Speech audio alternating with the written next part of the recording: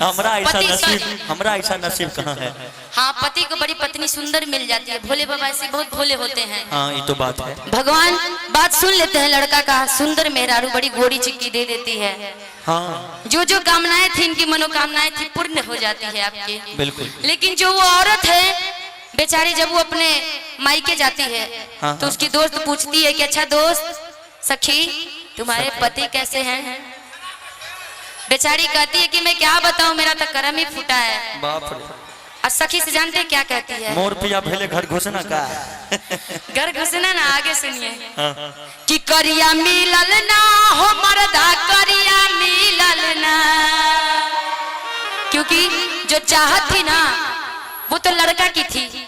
लड़का सुंदर मेहरारू चाहिए था लड़का को, लड़की की तो थी नहीं। तो भगवान ने लड़की को अपनी ही तरह से भोले बाबा दे दिए, सांवले राम जी की तरह सांवले, कान्हे जी की तरह सांवले ना जी। तो लड़की बेचारी अपने सखी से कहती है कि बड़ा अच्छा जी कर रहे हैं। अरे राम सिंह भैया की तरफ से आशीर्वाद है बहुत सारा, दोनों आदमी के लिए। बाद में बांट लेंगे, अभी रख लेते हैं सब। बहुत बहुत धन्यवाद इनाम देने के लिए, ये हौसला बढ़ाने के लिए बहुत बहुत धन्यवाद। कि करिया मिलल ना हो मर्दा, करिया मिलल ना। अच्छा, ये बात तो हमनियों खातिर, मर्दों खातिर न हो सकेला। हाँ, मेहरी कि करिया मिलल ना मेहरी, करिया मिलल ना। आ मुँह लागोता रसगुल्ला मेहरी, करिया मिलल ना। मुँह लागोता रसगुल्ला मेहरी, करिया मिलल ना। करिया मिलल ना हो मर्दा, करिया मिलल ना।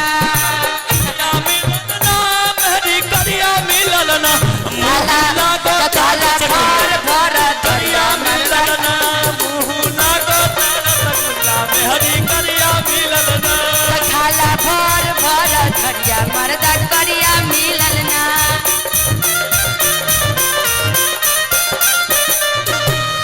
धान कूटो हो दुल्हा, धान कूटो हो, धान कूटो हो दुल्हा, धान कूटो हो।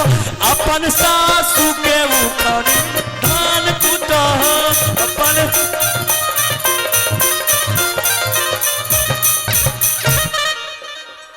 एक ही बार ये कहाँ से आप आ गए? अरे पता नहीं, दिल में आ गया तो गा दिए। अच्छा, गाने के हिसाब से तो बंदी जोड़ करके हाँ, दुनिया जी आपको याद जी जी, बस वही में बात बा। गलत बात है।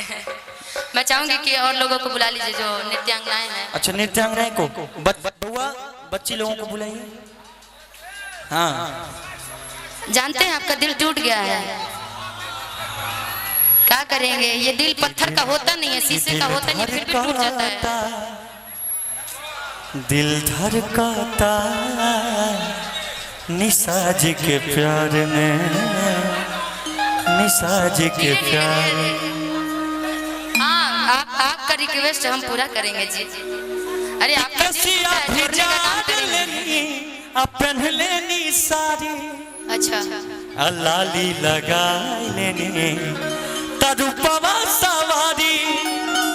आ एगो होता ते बिछवा से चूक राजा जी, एगो होता ते बिछवा से चूक राजा जी। आगे आप गा दीजिए, हम नहीं गाएंगे। मैं नहीं लगाई दी, लगाई दी चोलिया के हुक राजा जी, लगाई दी चोलिया के हुक राजा जी। कैसिया भी जार लेनी, पहन लेनी सारी, लाली लगा लेनी रूपवा सवारी।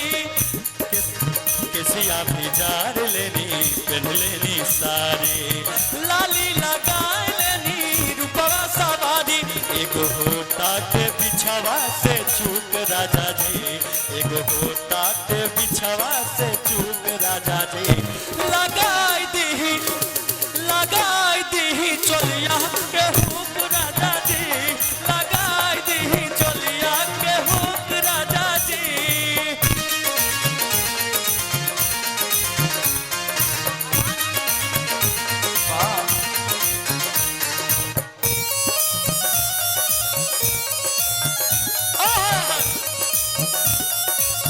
करिया करिया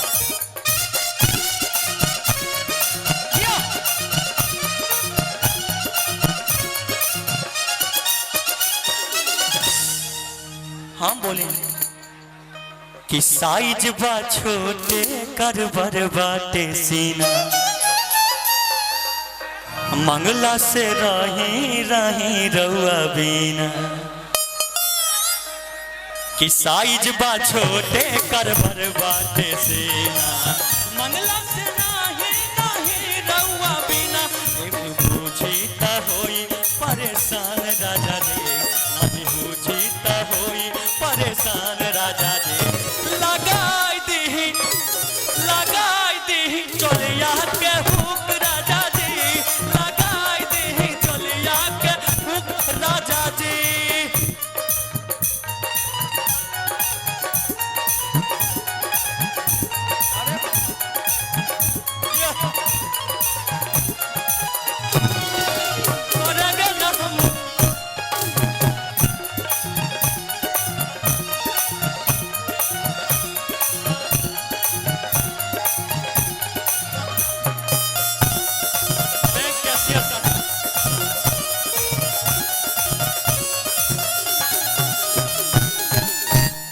कि कौन दरजियाई कैलस सिलाई